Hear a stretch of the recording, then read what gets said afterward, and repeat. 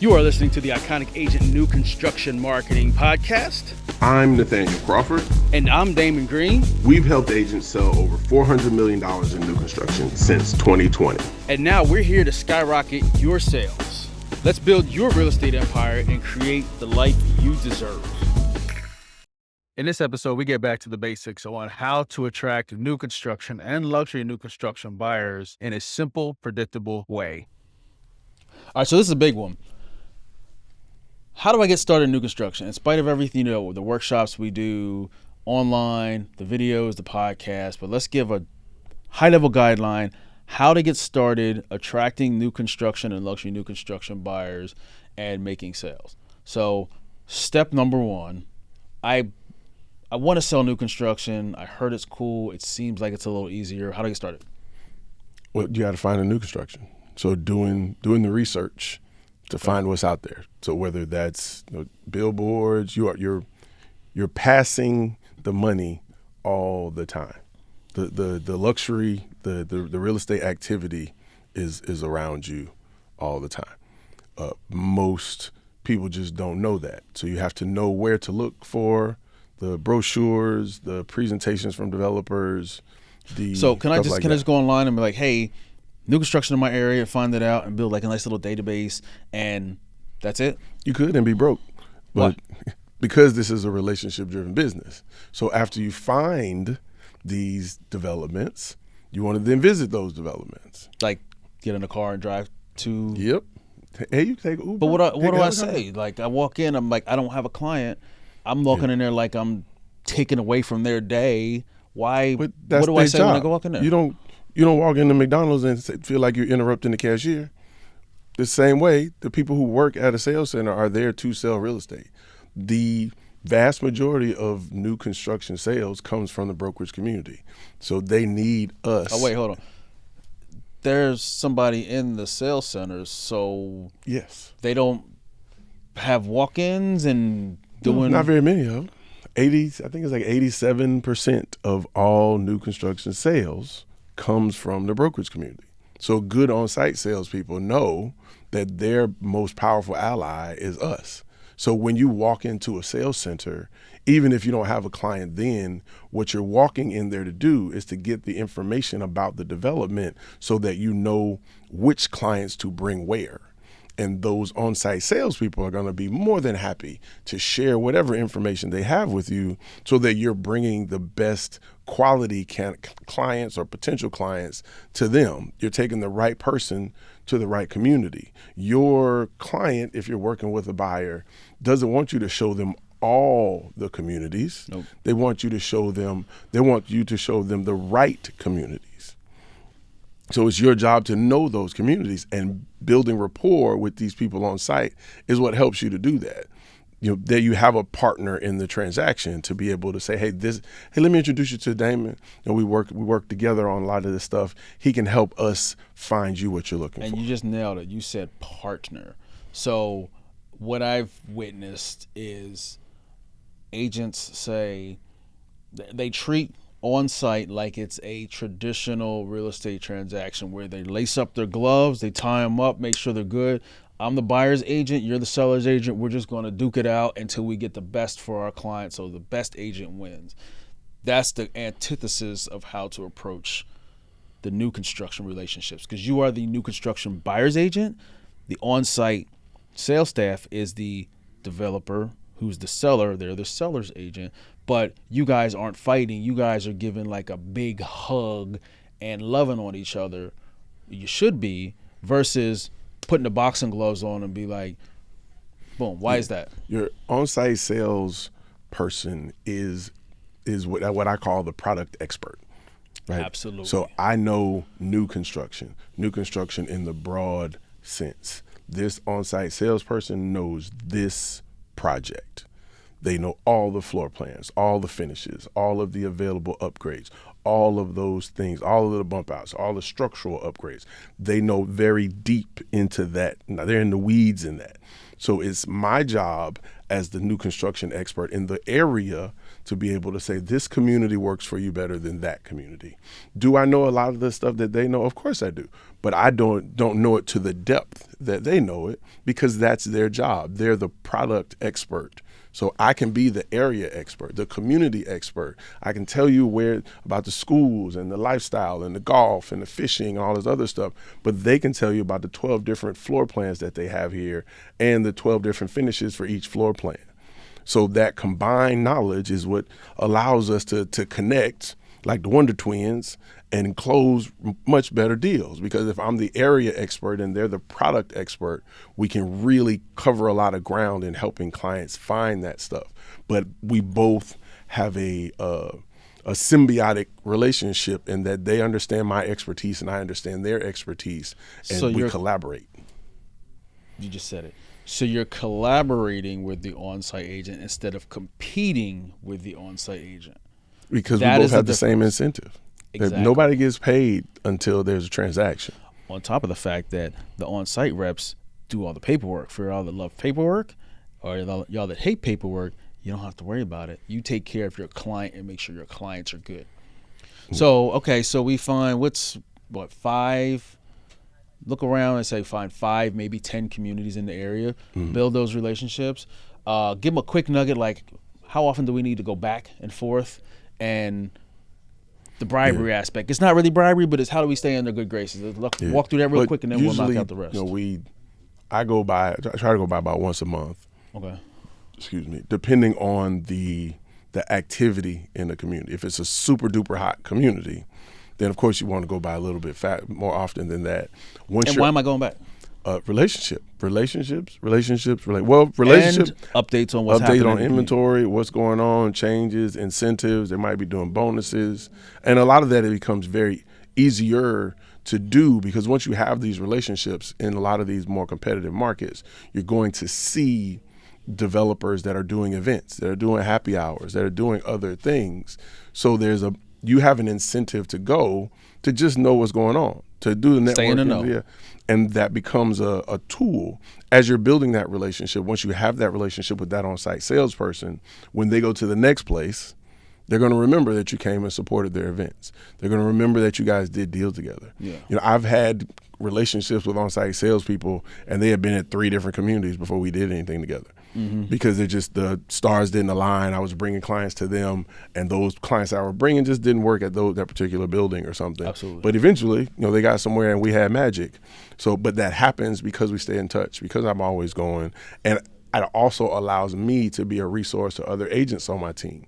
The other conversation, I'm talking to Damon, and Damon's like, yeah, man, I got a buyer, and I just can't find anything for them. They're looking for XYZ. Oh, you should go talk to Yancey over at Aquilina. You should go talk to Liza at 11. Why? Because I think that might work for them. So now you're selling stuff at places as a product of my area knowledge and my relationships. So making sure that building those relationships, you can not only become an asset to yourself for your clients, but now you become an asset to other agents in your office, other people in your team, other people in your ecosystem. You're now the new construction expert. And that becomes transformative. Now you're getting referrals. It goes in a bunch of different directions when you focus on building those meaningful relationships. Yeah. It's amazing what can happen from building those relationships, because things will happen that you had no idea, you could not predict.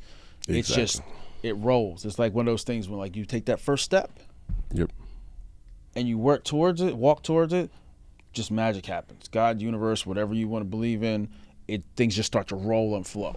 Yep. That's awesome. So now ideally you want to find at least minimum 5. Don't move forward unless you got 5 communities. Yep. Write them down, whatever you want to do. Make sure you keep it in your head, Excel spreadsheet, whatever. We'll do a whole podcast on that. Now, the question is, okay, I got these 5 communities. What next? I want to market.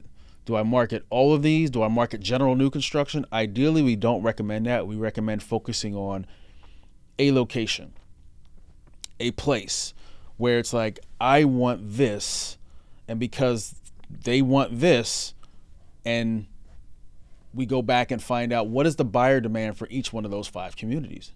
There's tools. We have a whole unique process that we use to do that, to find buyer demand. It's really lick your finger, stick it in the air, see what direction the wind's coming from, like a litmus test, because it's not an exact science, but it gives you a high level idea. So, and We do that with Google because Google's where everybody goes. So we go to Google to get this information. We find out the buyer demand. Once you find out the buyer demand from a high level, we look for two things and then a third. Nate just alluded to one of them. The first is, what's the total build out available that's to sell? So the most available build out, and then the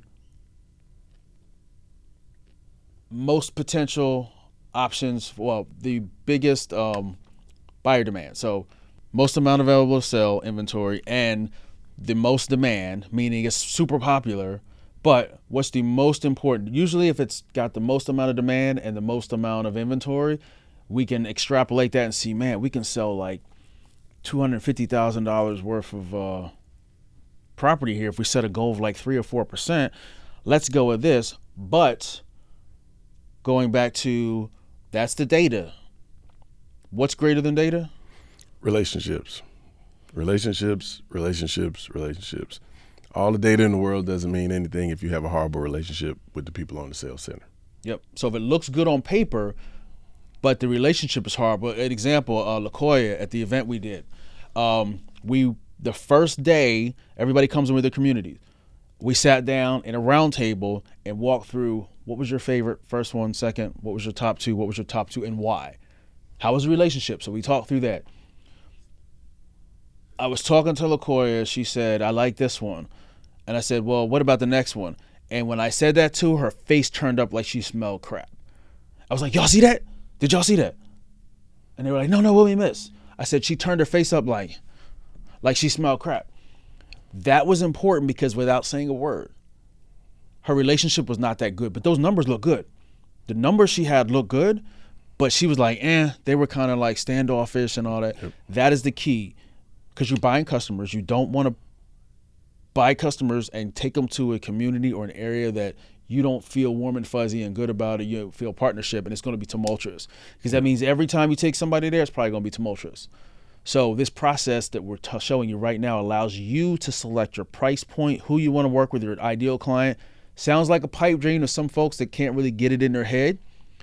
And we've had OGs that have been in the game for years like, that's unbelievable. That sounds too good to be true. What's my quote, Nate? Your reality is your reality until it's not.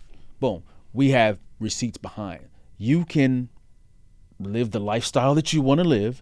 You can attract the people you want to work with the right processes. And this is, if you're listening closely and rewind this podcast episode, we're giving you the game here.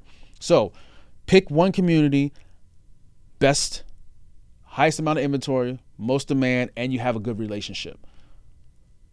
Now you take that community. How do we attract those buyers? It's very simple. You set up and you set yourself in front of those buyers that are looking for those communities. Where do people go when they're looking for researching, getting information? Google, Bing, set up ads in those locations. You want to capture micro commitment landing pages. All you want on your landing page is not the fancy page you probably paid too much money for and aren't getting any return on your investment from. Let it go. Simple landing page. What's a landing page? It's a page you land on. There's nothing else you can do but one thing. Give me your name, email, phone number, and I'm going to give you information about this. Yep. Property details page, they hit that, have a good follow-up system in place. You're 90% likely to lose the lead if you don't reach them within 5 to 10 minutes. 10 minutes is pushing it. So you got to have automation in place. You have to have specific follow-ups in place. And then after that, only 1 to 3% of people are going to buy. Right then, most agents go look for that 1 to 3% and they throw the rest of the babies out with the bathwater and they go for the next 1 to 3%. Don't be that agent. If only 1 to 3% buy, you have 100 leads come in. 3 people buy because you're a rock star. So you got 3%. 3 people buy.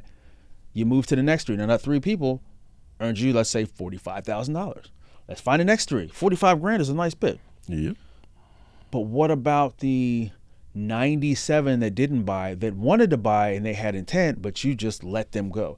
You got to stay on top of them to follow up. Yes. And that's the basics of how to attract new construction or luxury new construction. This allows you to live, well, basically this allows you to Sell where you want to sell what you want to sell, work with the people you want to work with.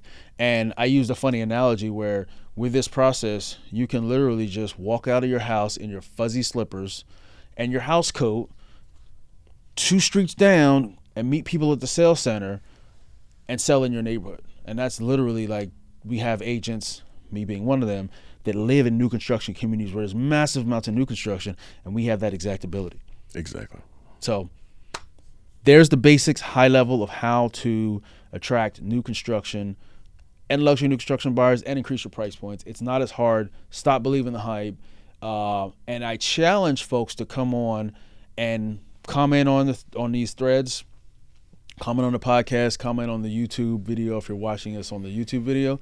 If you don't believe or you want to rebut this, absolutely, we got receipts. And I welcome conversation around the topic.